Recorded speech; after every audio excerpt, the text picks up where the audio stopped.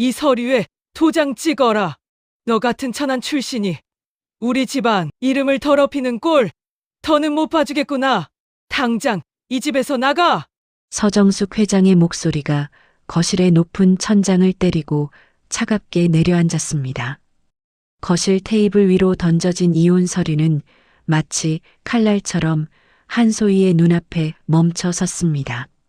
화려한 조명 아래 소희의 거칠고 투박한 손이 유난히 도드라져 보였습니다.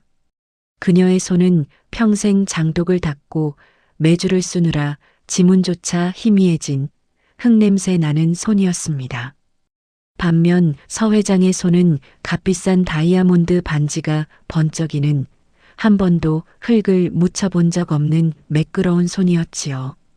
창밖에는 이 상황을 비웃듯 거센 장대비가 쏟아지고 있었습니다. 3년 전 이 집에 처음 들어오던 날에도 비가 내렸습니다.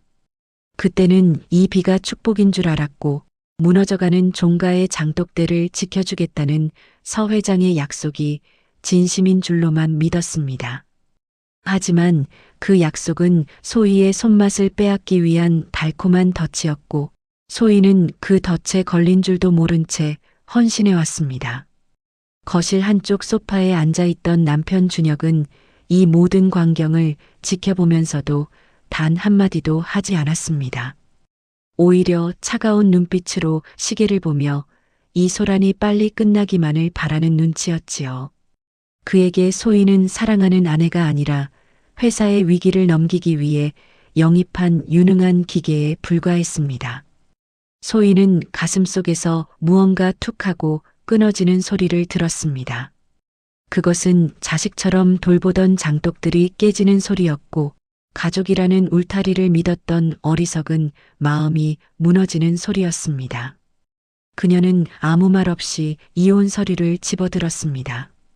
그리고는 서랍 깊숙이 넣어두었던 할머니가 물려주신 낡은 인감을 꺼냈습니다. 서 회장의 입가에는 비열한 미소가 번졌습니다.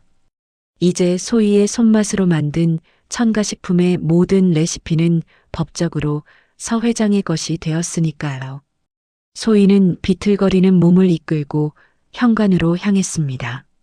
그녀의 손에는 할머니가 유언처럼 남겨주신 작은 종자 간장 단지 하나만이 들려 있었습니다.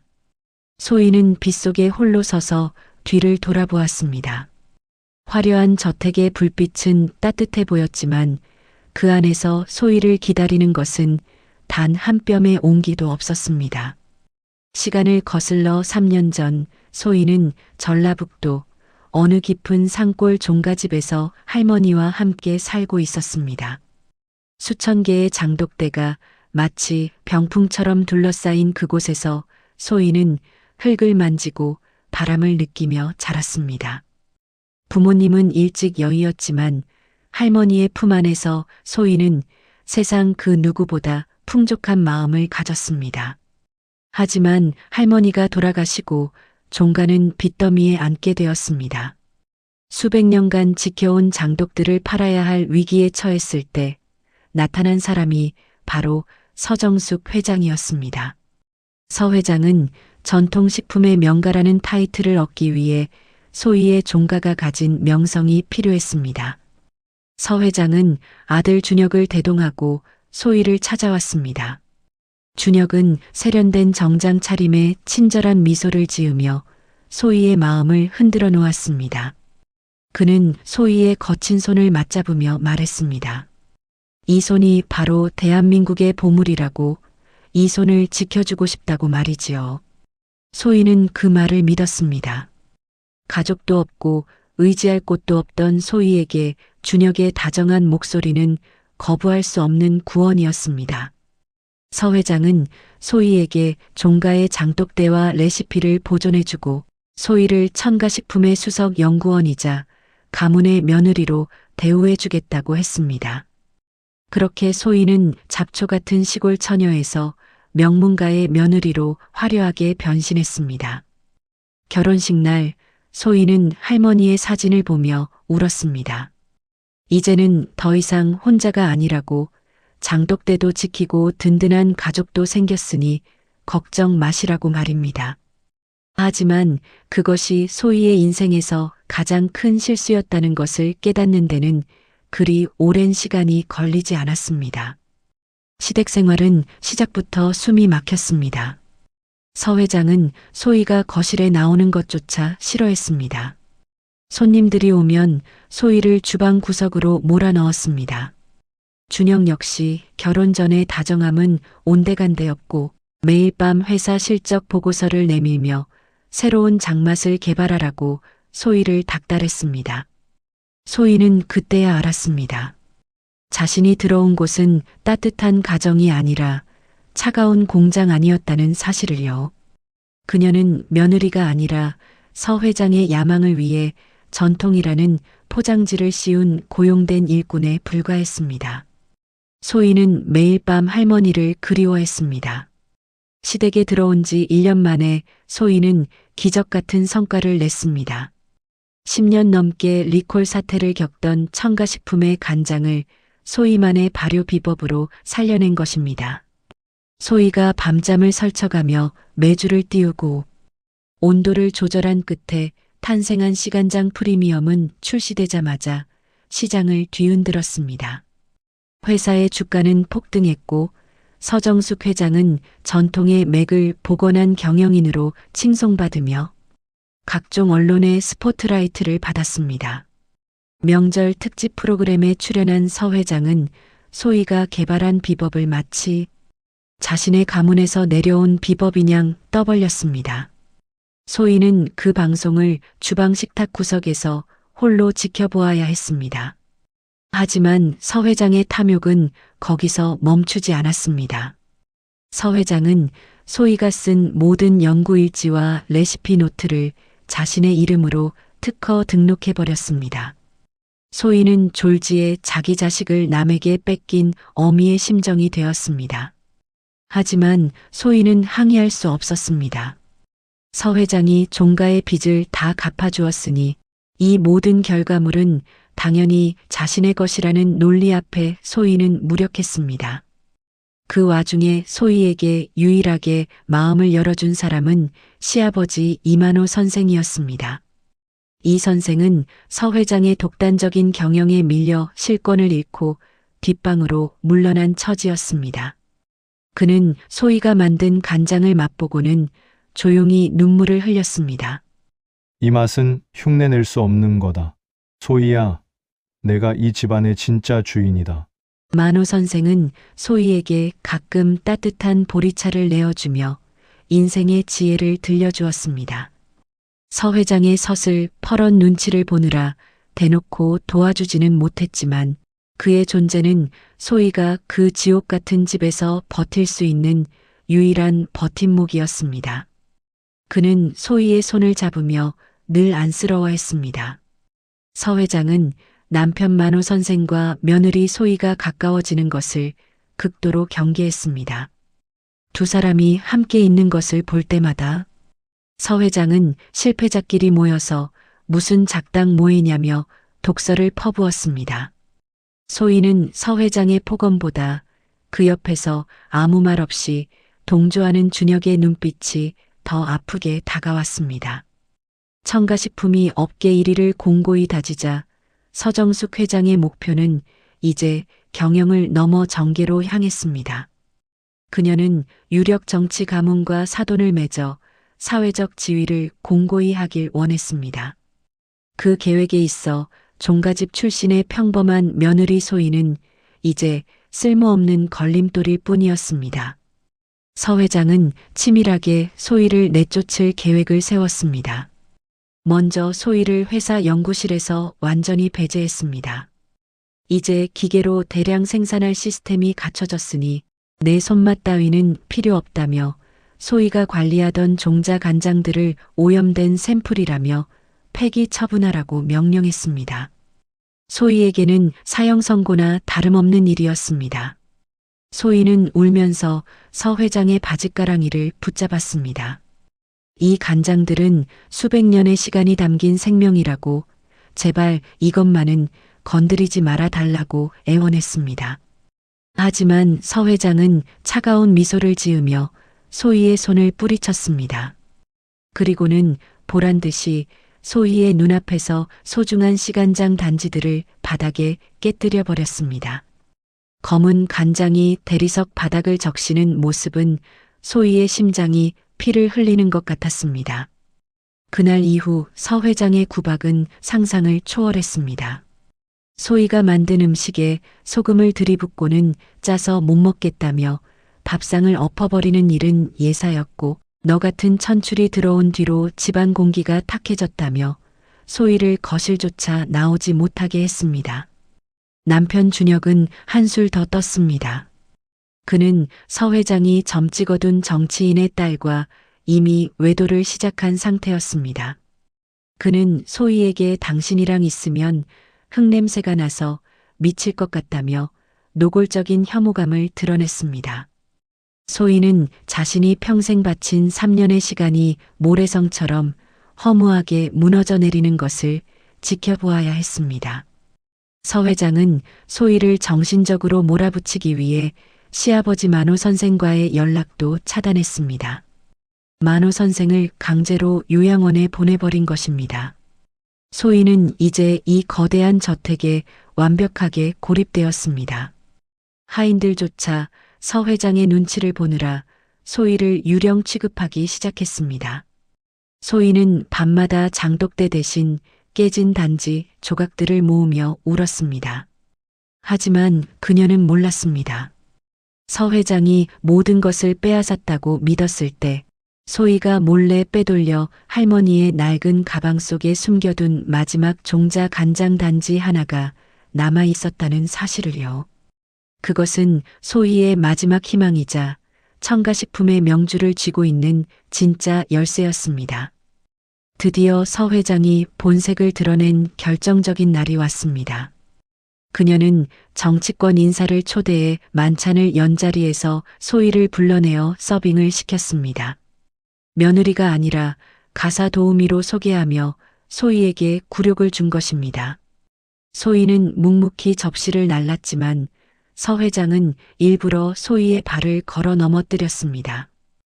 음식물이 쏟아지고 손님들의 시선이 꽂히는 가운데 서 회장은 호통을 쳤습니다. 이래서 근본 없는 것들은 드리는 게 아니었는데 내 집안 망신 다 시키는구나. 소희는 깨진 그릇 조각을 줍느라 손에서 피가 흘렀지만 그 누구도 손을 내밀어 주지 않았습니다. 준혁은 그저 옆에 앉은 여자의 손을 잡으며 비웃을 뿐이었습니다. 손님들이 돌아가자마자 서 회장은 이혼 서류를 소희의 얼굴에 던졌습니다. 그리고는 소희가 그토록 지키려 했던 종가집 부지의 매각 결정서도 함께 내밀었습니다. 내 할머니의 장독대들. 내일이면 포클레인이 밀어버릴 거다.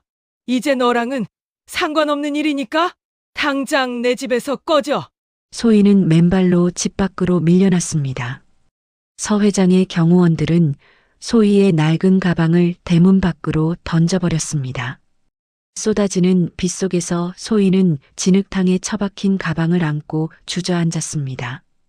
그 가방 안에는 할머니의 사진과 소희가 목숨처럼 지킨 마지막 종자 간장 단지가 들어 있었습니다. 소희는 저택의 닫힌 대문을 바라보았습니다. 3년 전 모든 것을 줄 것처럼 다가왔던 그들의 얼굴이 빗물에 섞여 떠올랐습니다.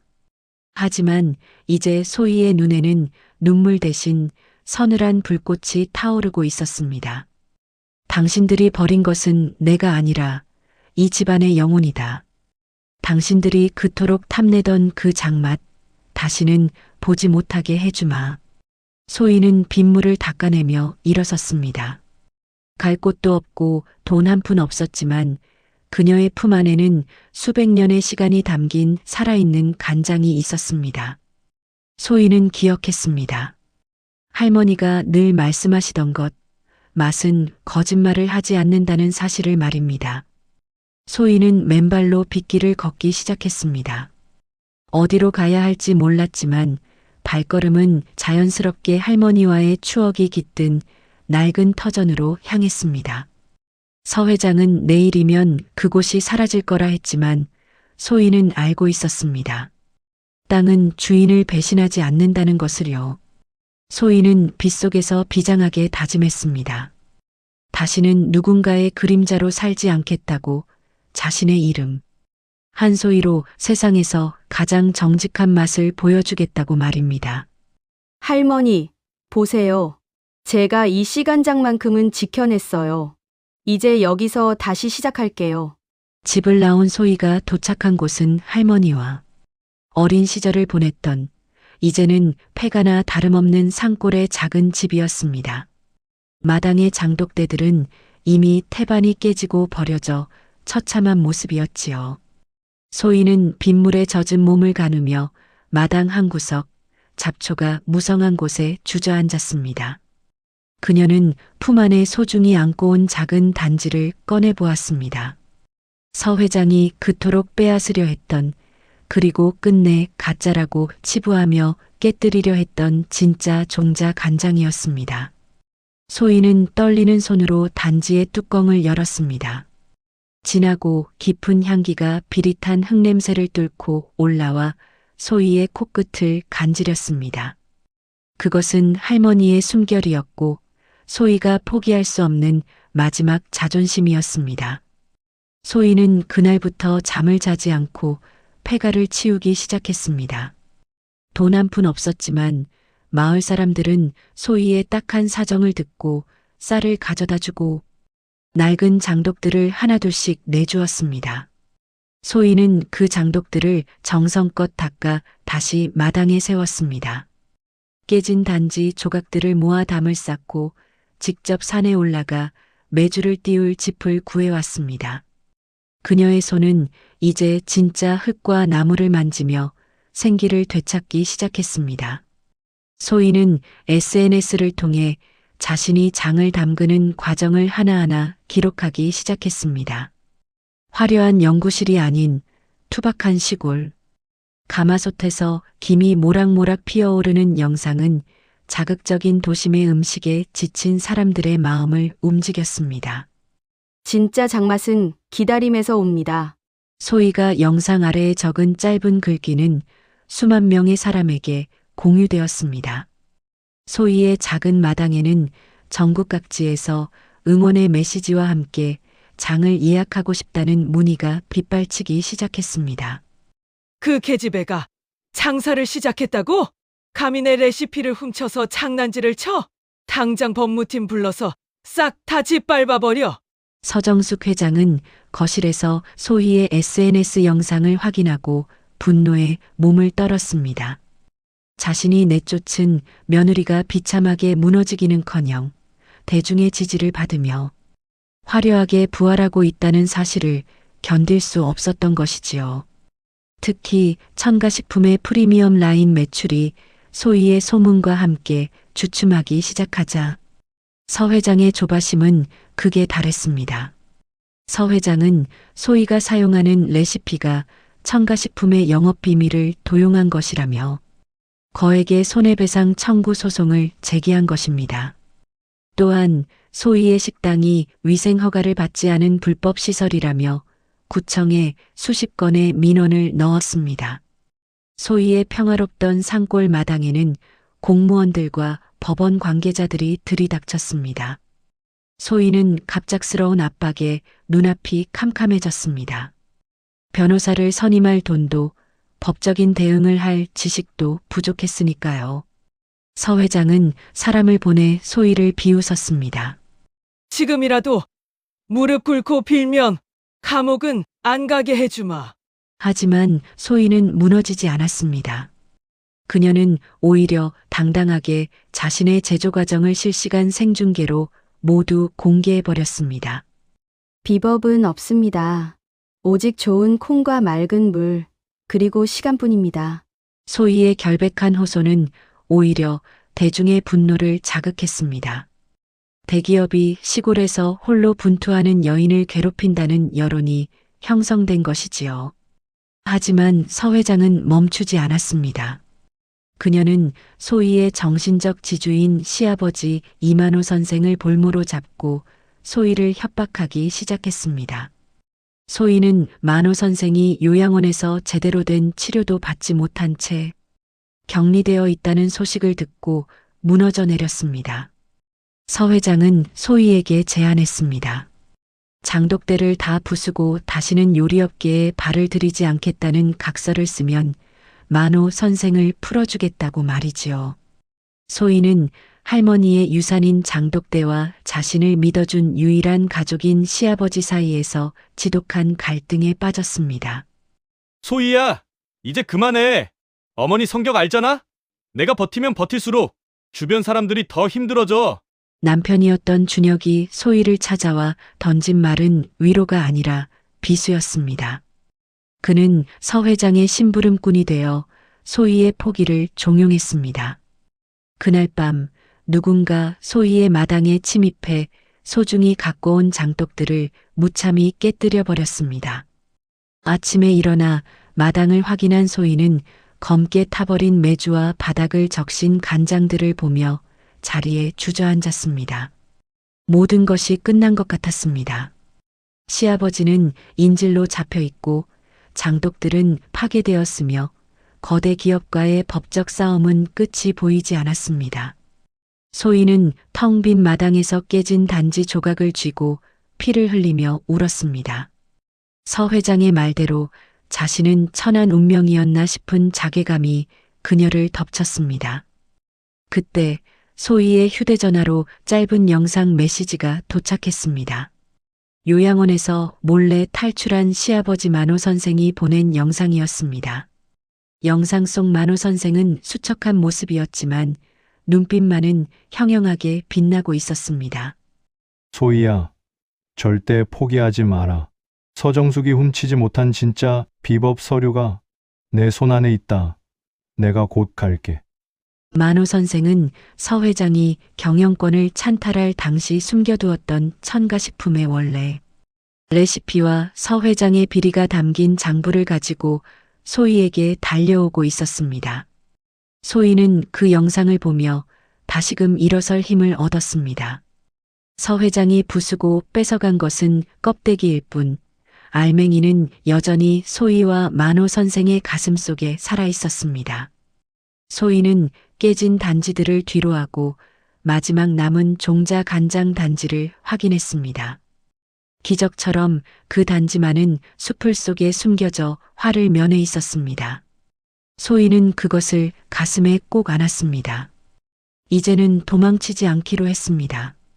서 회장의 본거지인 서울로 올라가 수천 명의 대중과 언론 앞에서 서 회장의 가면을 직접 벗겨내기로 결심한 것입니다. 서정숙 회장님, 당신이 말한 그 전통 비법, 오늘 이 자리에서 진짜인지 가짜인지 증명해 보이겠습니다. 국가주관 대한민국 전통 장류명인 선정대회가 열리는 날이었습니다. 서 회장은 이 대회를 통해 자신의 권위를 확고히 하고 정계 진출의 발판을 마련하려 했습니다. 그녀는 화려한 한복을 차려입고 수많은 기자 앞에서 소희의 레시피를 도용한 제품을 선보이며 거드름을 피우고 있었습니다. 그때 대회장의 문이 열리고 소희가 나타났습니다. 낡은 개량 한복 차림에 투박한 짐꾸러미를 든 소희의 등장에 객석은 술렁였습니다. 소희의 옆에는 휠체어를 탄 만호 선생이 함께 서 있었습니다. 만호 선생은 떨리는 손으로 서류 뭉치를 높이 치켜들었습니다. 그 서류에는 서 회장이 지난 수십 년간 어떻게 다른 이들의 레시피를 도용하고 회사를 빼앗았는지에 대한 증거가 낱낱이 기록되어 있었습니다. 소희는 무대 중앙으로 걸어가 서 회장이 내놓은 간장을 가리켰습니다. 이 간장은 화학 첨가물로 맛을 낸 가짜입니다. 진짜 장맛은 혀가 아니라 마음이 먼저 하는 법입니다. 소희는 현장에서 테스트를 제안했습니다. 심사위원들과 시민들이 지켜보는 가운데 서 회장의 간장과 소희의 종자 간장이 식탁에 올랐습니다. 결과는 참혹했습니다. 명장이라는 타이틀이 무색하게 서 회장의 제품은 인공적인 향미료 맛이 난다는 평가를 받았고 소희의 간장은 한 모금만으로도 사람들의 심금을 울리는 깊은 맛을 선사했습니다. 현장은 순식간에 아수라장이 되었습니다.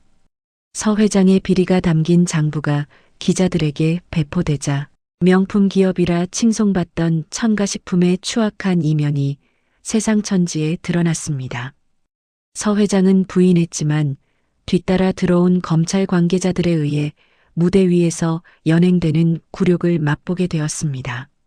준혁 역시 어머니를 버리고 도망치려다 시민들의 야유 속에 고개를 숙여야 했습니다.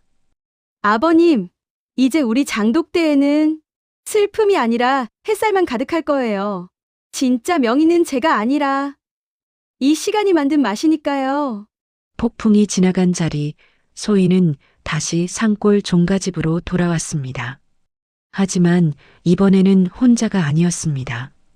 소희의 진심에 감동한 수많은 제자가 그녀의 장맛을 배우기 위해 모여들었고 첨가식품의 피해자였던 장인들도 소희와 힘을 합쳐 진짜 전통의 맥을 잇는 협동조합을 설립했습니다. 서정숙 회장과 준혁은 모든 재산을 몰수당하고 법의 심판을 받게 되었습니다.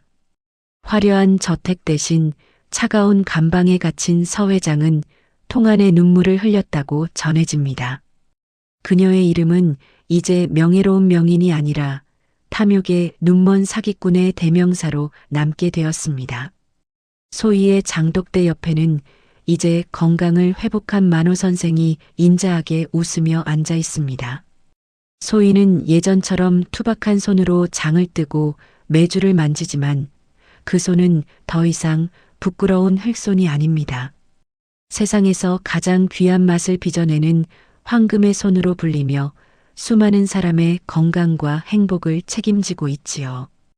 햇살이 따스하게 내리쬐는 오후, 소희는 할머니의 사진 앞에 갓 지은 밥과 직접 끓인 된장찌개 한 그릇을 올렸습니다. 구수한 냄새가 온 마당을 채우고 소희의 얼굴에는 비로소 그 어떤 보석보다 빛나는 평화로운 미소가 번졌습니다. 오늘도 소인의 장독대에서는 시간을 품은 장맛이 익어갑니다. 정직하게 흘린 땀은 배신하지 않는다는 인생의 진리, 그리고 진심이 담긴 음식은 세상을 치유한다는 믿음이 소희의 손끝에서 매일매일 새로운 기적으로 태어나고 있습니다.